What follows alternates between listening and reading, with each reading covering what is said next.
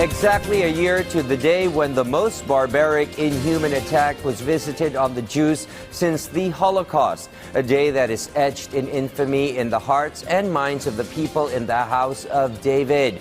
Good Monday afternoon. I am William Theo on the first-year anniversary of the brutal Hamas attack on Israel that has left 1,200 Israelis and foreigners dead, nearly 42,000 slain in Gaza, and a Middle Eastern region on the knife's edge for a region-wide war as a result. But we begin here at home, and the leader of a close ally paying a visit to the country and calling on the president who invited him earlier today.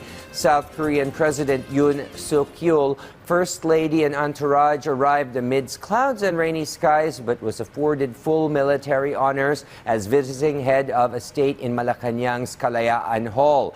The South Korean leader came over to call on the president and rekindle friendly relations and renew bilateral relations. After formal arrival honors and reception protocols, the two leaders began bilateral talks at the State Dining Hall, after which they presided over the presentation of newly inked deals and a joint press conference for media documentation. The memoranda of understanding the two inked include strategic initiatives to heighten cooperation on areas such as maritime security, energy, tourism, infrastructure, and people-to-people ties, among others. President Yoon Suk Yeol's visit is upon the invite extended by President Ferdinand R. Marcos Jr. and comes 13 years after the last standalone bilateral visit from a South Korean head of state. Likewise, his visit with his First Lady Kim Hyun-hee and delegation marks an auspicious occasion, the diamond or 75th anniversary of diplomatic relations established between both countries. South Korea holds the Philippines in high esteem for coming to its aid in 1950 when the Philippine government dispatched thousands of troops to help South Korea thwart an invasion from the north in the Korean War. Meanwhile, Israel marked today's sad anniversary with melancholy and grief amidst the backdrop of raging war not only with Hamas in Gaza, but with Hezbollah to the north in Lebanon and hundreds of miles east to its arch nemesis, Iran. In fact, earlier today, Israel launched a twin airstrikes in Gaza and Beirut as it pressed on its superior military capabilities against Hamas and Hezbollah, pounding Gaza even more to rubble and sowing destruction and death in the Lebanese capital.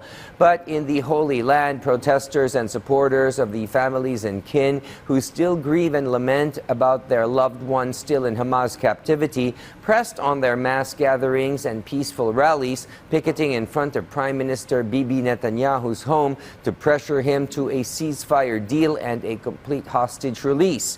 But while Israel and its supporters mark today's tragic anniversary with melancholy and grief, strangely enough, there are a lot more rallies and protest actions all over the planet in support of an end to Israel's war in Gaza and the killing of thousands of innocent women and children who comprise more than two-thirds of the 42,000 deaths in Gaza thus far. Savage attack on Israel by Hamas terrorist fighters has sparked a war that has led to nearly 42,000 dead Hamas fighters and even more innocent Palestinian women and children. Even more, the war has been the deadliest to the press covering it. Nearly all of the 116 press people killed Palestinians. VOA has this special report. The October 7 Hamas assault killed 1,200 in Israel. Terrorists kidnapped 251 people. The attack ignited a war that continues to this day.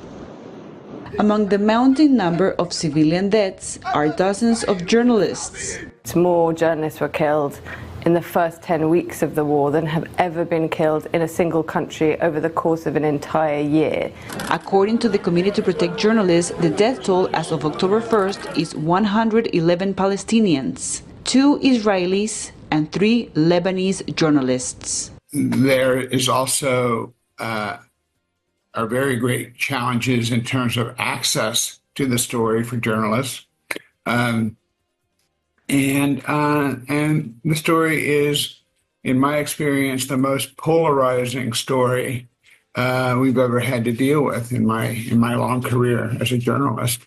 Tarek Hajjaj is a Gaza correspondent for Mondoweiss, an online publication covering the Palestinian territories, Israel, and U.S. policy. He has lived his entire life in Gaza City. And every time I was walking under the Israeli drones and warplanes, I was feeling that every second they may bomb me, specifically me, because I know they target journalists and I know they don't want anything from Gaza to get out to the people. Founded as a progressive news site, Mondoweiss has faced criticism for what some say are anti-Israeli views. The Israeli government has denied on multiple occasions that it targets journalists, but CPJ and others say the Israel Defense Forces should be accountable for the high immediate death toll. Nearly all those who died are Palestinian. They're also the only people able to report from Gaza because no foreign journalists have been allowed in. So they bear the full weight of responsibility of reporting on the impact of the war on Gaza. Injury and death are not the only risks journalists face. Some of the dangers are not just physical dangers, but there's cyber stalking and harassment and intimidation of journalists. The United Nations had condemned the attacks on journalists, indicating that there were disturbing reports of attacks against media workers despite being clearly identified.